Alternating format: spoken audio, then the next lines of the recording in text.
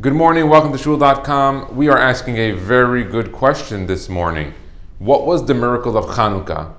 Well, it seemingly seems like a very simple question. We celebrate this holiday every single year, but like everything else in the Jewish religion, it's a mahloket and it's an argument.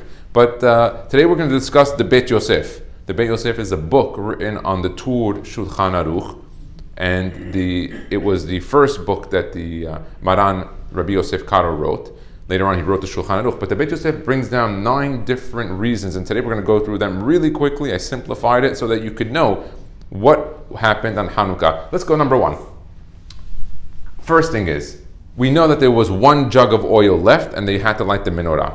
So number 1, they divided the oil each night into 1/8 of the glass in the menorah, into the little vessels, and it still lit the whole night into the morning. So the miracle was that they only poured 1/8 into the cup itself. So let's say the cup was here, it was only 1/8 in, and normally 1/8 should have only lasted 1/8 of the night. Instead, it lit the whole night using only 1/8 of the oil inside of the jug. That was the first reason. Second, they filled the menorah in full the first night because they had the full jug, 1 jug, so they filled it all up, complete, and it lasted for the full night. But in the morning, it was still filled to the top. So they came in the morning and they're like, oh wow, the flame and the fire didn't consume any of the oil. Oh, that's very nice. That actually, out of all the reasons, you'll see that one, to me, it was like the biggest of the miracles, because like it's kept on lighting and lighting and it never went away. But let's continue. Number 3, they filled the menorah in full the first night with the jug, but the oil jug stayed full and never depleted. So what they did is they took the oil jug, they filled up all of it, but like the arak of the Baba Sali, it was still filled. They looked the next day, oh wow, it's still filled at the top. And that was the miracle, that the jug stayed full. So what does that mean on the third one? When they came in the morning, the menorah had depleted the oil, but the jug itself stayed full. Number 4, they poured 1/8 of oil into the menorah, and the menorah filled itself to the top using 1/8 of oil by itself, and the jug used only 1/8 each night. So let me review. What they did is they had the jug, and they filled the 1/8 of the oil into the menorah, but while they filled the 1/8, they noticed that the oil by itself started to rise all the way to the top, while the jug itself still depleted 1/8. So every night 1/8 would go in, but suddenly they would watch the oil itself rise itself to the top, and so every night 1/8 would be depleted from the jug, while this every single night would increase the oil itself. So there was a miracle every single one of the 8th night, because otherwise the main question is, what was the miracle the first night then? If they had enough oil for the first night, there's no miracle the first night. Our holiday would only be 7 days, but you'll see at the end why there's other reasons for it. So that was the 5th one. They divided oil into 1/8 of the glass in the menorah, into the keli, and they made very thin wicks so the oil would light all night. So on number 5, they did 2 things. They poured 1/8 in, and very thin wicks as opposed to the thick one. Now what would happen? The miracle on that was the flame lit very bright, as if it was filled with oil, the oil to the top, and with thick wicks. So usually when you have very little oil and very thin wicks, it would seemingly light less time and not so bright. Small flame. No, it actually lit a beautiful flame the whole night, just like they filled it the whole time. And so therefore the miracle was on every single night. Number 6, the jug of oil wasn't even enough for 1 night. When they got the jug, I don't know, maybe it was not the full jug. They only had a mini one, I don't know, whatever it was, and it wasn't enough. And the miracle is that it lit all 8 nights brightly. So you would not, if you would have looked at it, they would be like, it wasn't even enough for the first night.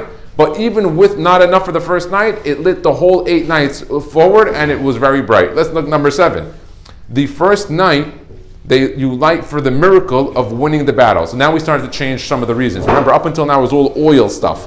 Now they said, no, hold on a minute.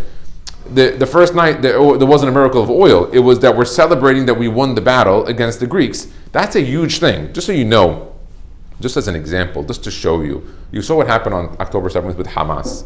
Literally, 2,000, 3,000 people went and infiltrated and did a tremendous massacre. You have to imagine Just like lahavdil bin latamil tahor. But now look at the Hashmonaim. You have a bunch of rabbis learning in Kollel. These guys never held a weapon in their life. What are they? They know Rabina and Rav Asher. They know how to Abaye and Rava. Suddenly, you have these rabbis. They got to fight the Greek army. Well, this Greek army was descended itself from Alexander the Great. These guys were brutal. They had every weapon at their disposal. Here come a bunch of rabbis with a bunch of gemariot. They put the gemariot on the side. They didn't know how to hold the knife. When they held the knife, the knife was, they didn't know what to do with the knife. And suddenly they went to battle and they were successful. So because of that, we celebrate. And that's how we know that our battles are not won from weapons. When Yaakov Avinu goes and fights for Shechem, he says, "B'kashti u'b'harbi," with my sword and with my bow and arrow. Look at Targum. What's Targum saying? With my prayers, my supplications.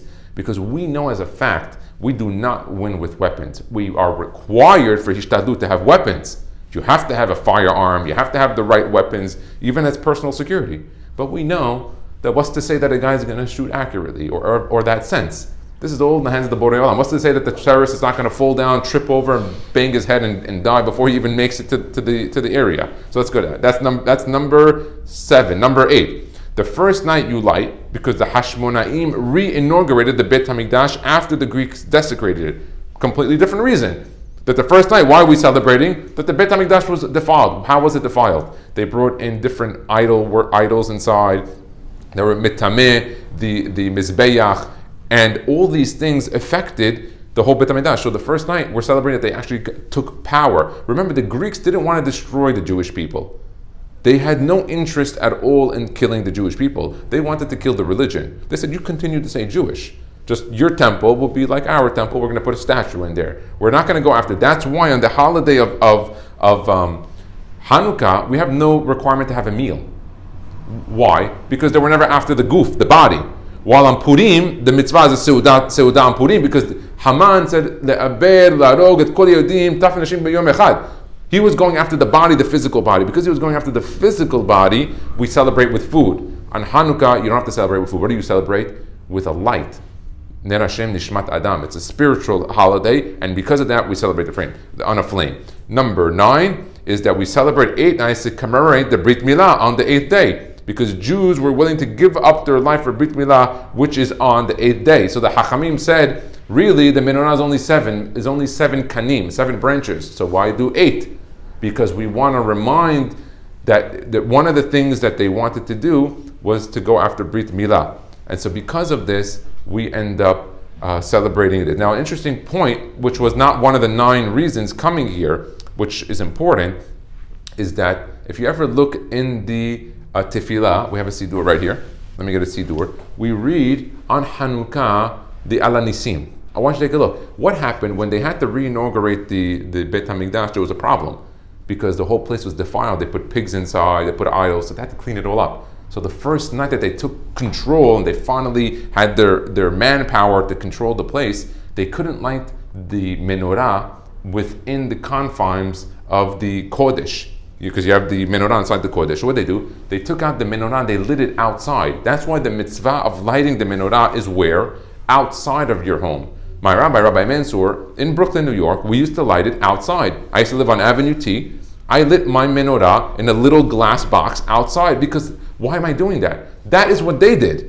That was the original mitzvah of doing. Now there's a lot of opinions today, you should light it inside, and that's the chinuch of the kids. But if you look at the original mitzvah, it was done outside. Now, if you take some of these reasons and you times it by the fact that it's outside, the miracle becomes even greater. Because if you light indoors, you see how you ever light a flame indoors, it's easy. The flame comes up, it goes beautiful. Now go take it outside, it blows out in a minute. It goes out right away. So if you look, it says this inside of the tefillah. What do we say? We say it on the Al Hanisim. Vehidliku nerot behatzrot kochecha. They lit the nerot not in the Kodesh. You don't light the menorah in the hatzerot. They took it outside the Beit HaMikdash. And by taking it outside to light it, they had no choice to do that. Everyone for the first time saw the menorah. Because normally on every single night, did you see the menorah being lit? No, you did not. It was behind curtains inside of the Kodesh. Here they took it outside, and if you take that into consideration, now all these miracles get multiplied because you have less oil, thinner wick, and you're lighting it outside. And with this, you have a good synopsis, a good couple of reasons of why we celebrate Hanukkah. Baruch Adonai Le'olam. Amen ve'amen.